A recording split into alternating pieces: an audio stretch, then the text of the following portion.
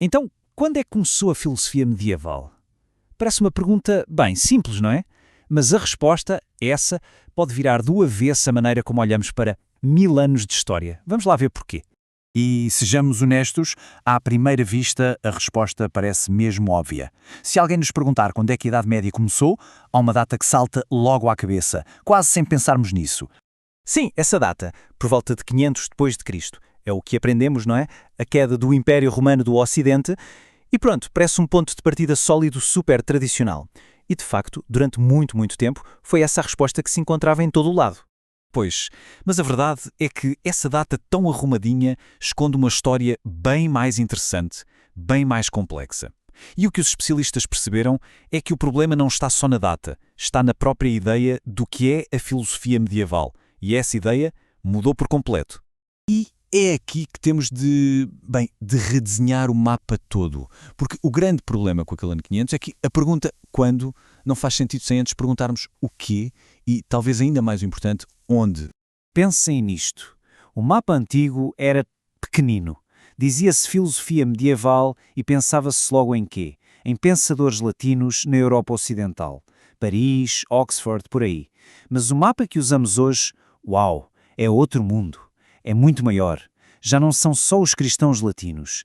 Temos de incluir os cristãos bizantinos a escrever em grego, os filósofos do mundo islâmico em árabe e os pensadores judeus que escreviam tanto em árabe como em hebraico. É uma visão muito mais rica. E atenção, este é o ponto fundamental. Não estamos a falar de 4 histórias diferentes que por acaso aconteceram ao mesmo tempo. Nada disso. A imagem certa é a de ramos a crescer do mesmo tronco, da mesma árvore. Estavam todos ligados a lerem-se uns aos outros através de traduções, partilhando uma herança que vinha lá de trás da filosofia grega. Ok, então com este mapa novo, muito maior e mais correto, aquela linha de partida no ano 500 simplesmente já não serve, parece arbitrária, quase aleatória. A pergunta impõe-se, se não é aí, então onde é que esta grande história começa de verdade? Claro que os académicos já andaram a debater isto e surgiram algumas propostas, cada uma com os seus argumentos. Vamos analisar as 3 principais candidatas e ver o que cada uma tem de bom e de nem tanto. E o que vemos logo é que cada uma destas datas conta só um pedaço da história. O século II foca só nos cristãos. O ano 500 basicamente só olha para o mundo latino. E 800, ok, já inclui Bagdade, o que é ótimo, mas e os séculos todos de pensamento grego e latino que vieram antes? Ficam de fora. Nenhuma delas funciona para o nosso mapa alargado. Isto leva-nos a pensar, se cada uma destas datas se foca num só ramo, será que estamos todos a olhar para o sítio errado? Será que a verdadeira resposta não está nos ramos, mas em outro lado? Onde é que podemos encontrar uma origem que junte todas estas 4 grandes tradições? Exato, a resposta não está nos ramos, está mais fundo, está no sistema de raízes que alimenta a árvore inteira. E é quando encontramos essa raiz comum que a história de repente faz todo o sentido. Fica unificada.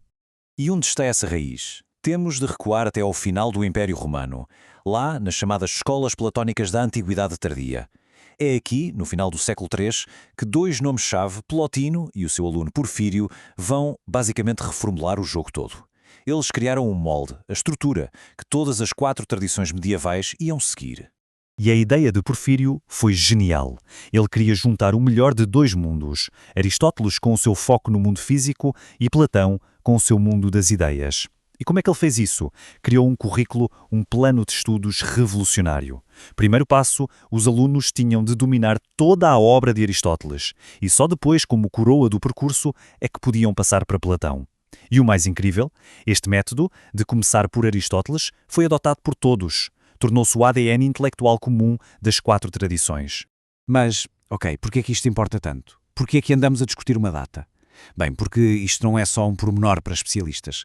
Mudar a data de início muda fundamentalmente a forma como lemos a história, como vemos as ligações entre as culturas.